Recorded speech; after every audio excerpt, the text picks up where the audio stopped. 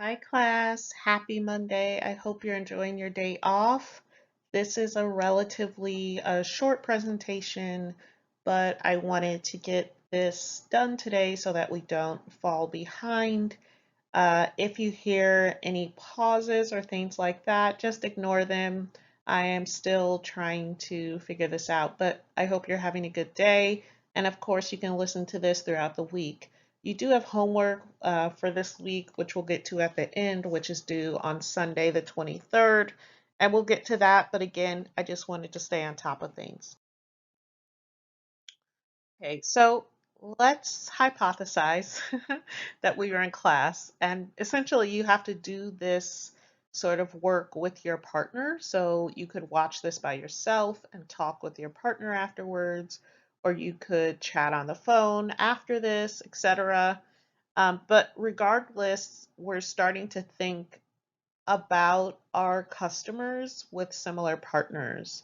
And I know that not everyone may think that their partners, quote unquote, are the right people to sit with or things like that. But again, this class is just about experimentation. And so the point of this is really just to um, start brainstorming and to reduce your workload. Okay, so you get the point.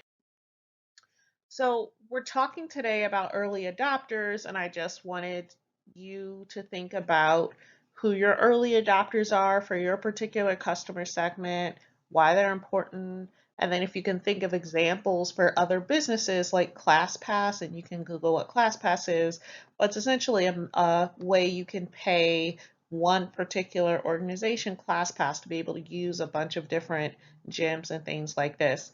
And I told you that I'm a person who belongs to multiple gyms. So something like ClassPass might work for someone like me who is actively trying to resolve the problem of, for example, paying for multiple gym memberships, things like that. So if we think about who early adopters are, they are people experiencing a problem or an emotion about something that's happening in their life so intensively that they are actively seeking a solution to it. And this is interesting because early adopters are past the point of thinking, you know, oh, I hate waiting in line when I go to student health services on campus. They're like beyond that, right? So they are not only experiencing the problem, but they are intensely or actively seeking a solution to it. And so some people might think that early adopters are important for just the beginning of the business, and they are definitely more than that. And the reason we focus on early adopters and getting information from early adopters is because if customers aren't trying to solve the problem themselves already, they aren't going to pay for it, right? So like I'm annoyed when I go to the doctor, but I'm not like trying to change that. I just annoyed every time I go, right? The weights and things like that.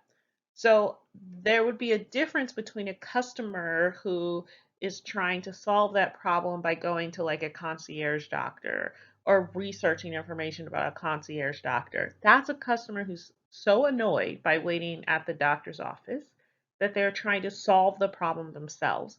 And so what's good about this is once a customer is trying to solve a problem for themselves, usually it's really difficult to do that because it's hard to as an individual figure out like what's the best option and to weigh all your options.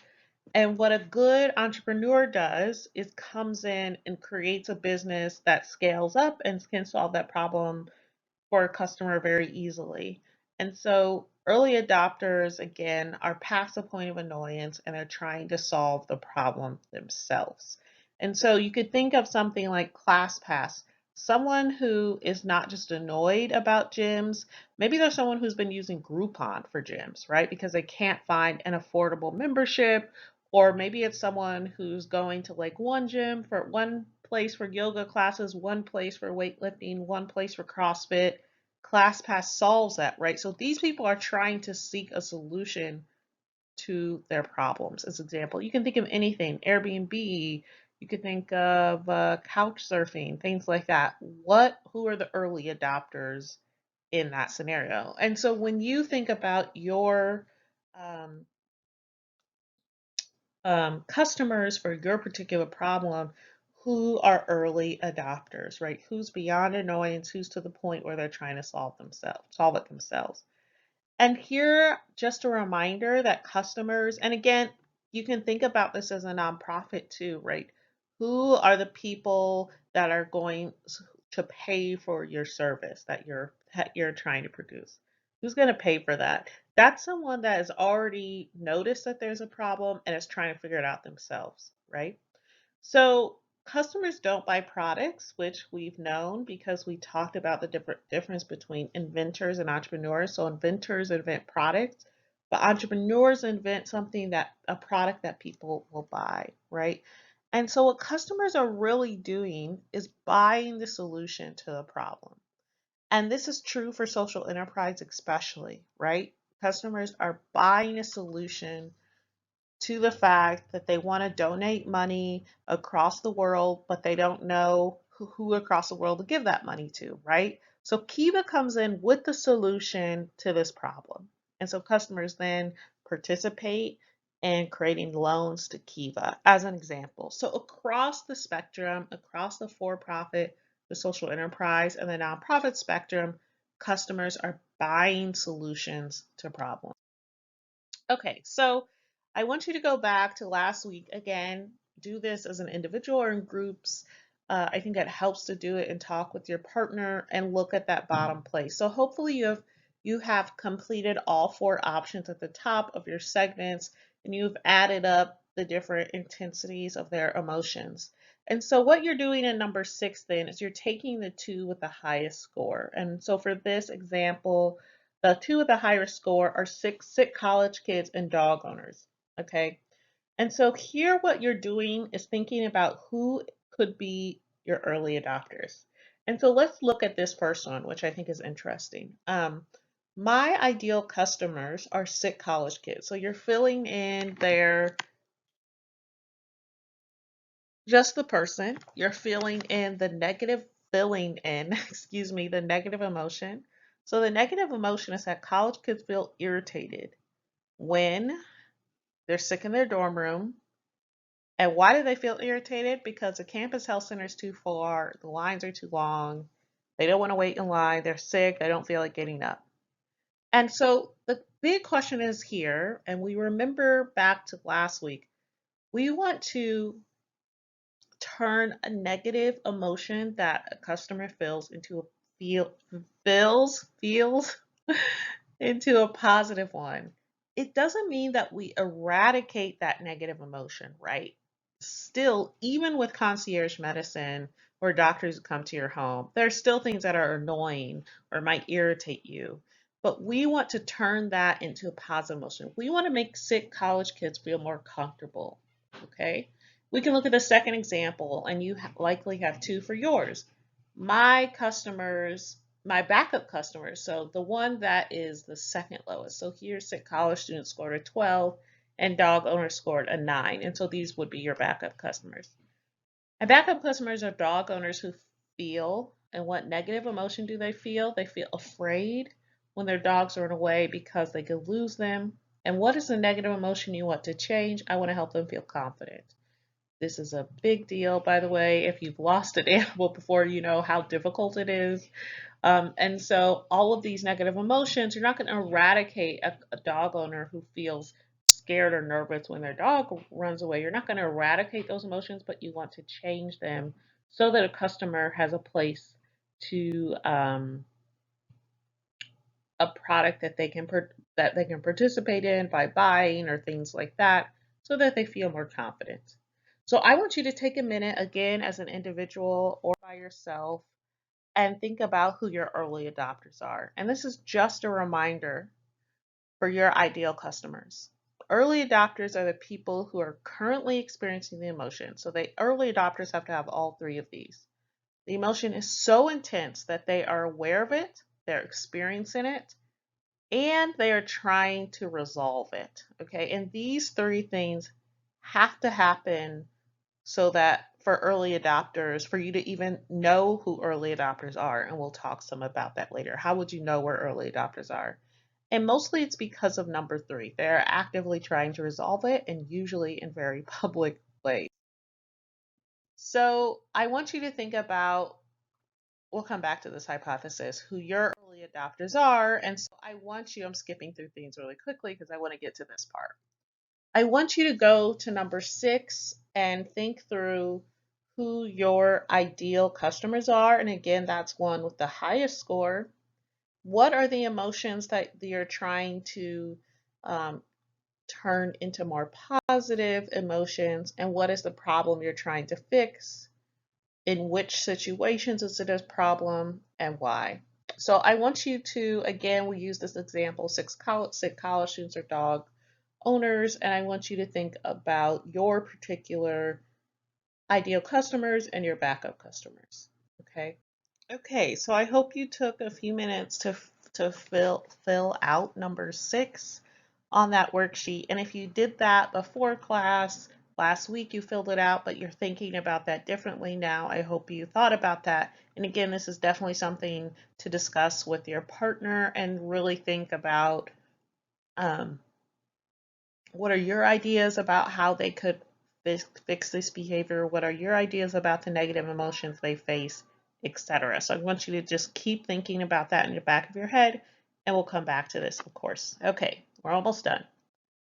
Okay, so I've put the link to a spreadsheet here that you don't have to turn in, but is something that you should keep yourself. And if you want me to just take a look at it, I'm happy to look at it too, and you can email that to me, but you can just keep it for yourself. And essentially this worksheet is asking the question, the important question is both how do your early adopters behave and where will you find them? So this is really, really a really serious question, especially the last part, where will you find them? And so we call these externally observable behaviors. And early adopters, remember, have those three things we talked about. They have a problem, they're experiencing the problem with great intensity, and they are taking ways to solve it. But typically, we don't know about how they're doing that. Okay, so let's take the sick college kids example that is filled in here. So you could think about some behaviors that they're doing that, of course, we would not know about. They complain about campus health centers, wait times. They ask staff if there's any way to be sooner. How would we know that? I mean, maybe you could talk to campus staff at the health clinic, but that would be hard. Maybe they're calling Ubers to take them off campus. Maybe they're trying telemedicine for their health care. Maybe they're just self-medicating. Again, things that we would not know about. And the key here is that we actually want to be able to find early adopters because we want to talk to them. And so the only way we can do that is by finding their externally observable behaviors. And it's a fancy word for finding where they're actually talking and complaining about their problems. So you could imagine on Instagram or on Twitter, people are hashtagging GW, for example, as an example, and complaining about long wait times at the campus health center. You could imagine that the old urgent care who's maybe down the street from GW has a bunch of students going there, and you could stand outside of the urgent care and ask people if they're students and ask a couple questions. They might be leaving reviews on Yelp or something for the GW Health Clinic, for a local urgent care. They might be leaving reviews for telemedicine services. And so again, I've left the link to this worksheet so that you can begin thinking about your early adopters and their externally observable behaviors. The externally observable part is the most important part of this because you can imagine someone's behaviors, again, being not observable. So I want you to fill out that sheet on your own. You do not have to turn it in, but if you want to, I will make a space on Blackboard where you can do that. So very quick, you have some homework. Your two homeworks are the early adopters check-in and interview action plans. And both of these are based off of your filling out the digital sheet about the externally observable behaviors. These can be done in collaboration with your partners, but students need to fill these out individually. You will have some questions about business model Canva. We have skipped that part of the class because we didn't have time, but you can always go online and read through that if you're just getting an idea of what it is, but you do not have to do that for class. These are your two homeworks. And again, I'll make some space on Blackboard if you want to turn in your digital sheet about externally observable behaviors. Thanks, class. I'll see you next week. Have a good day.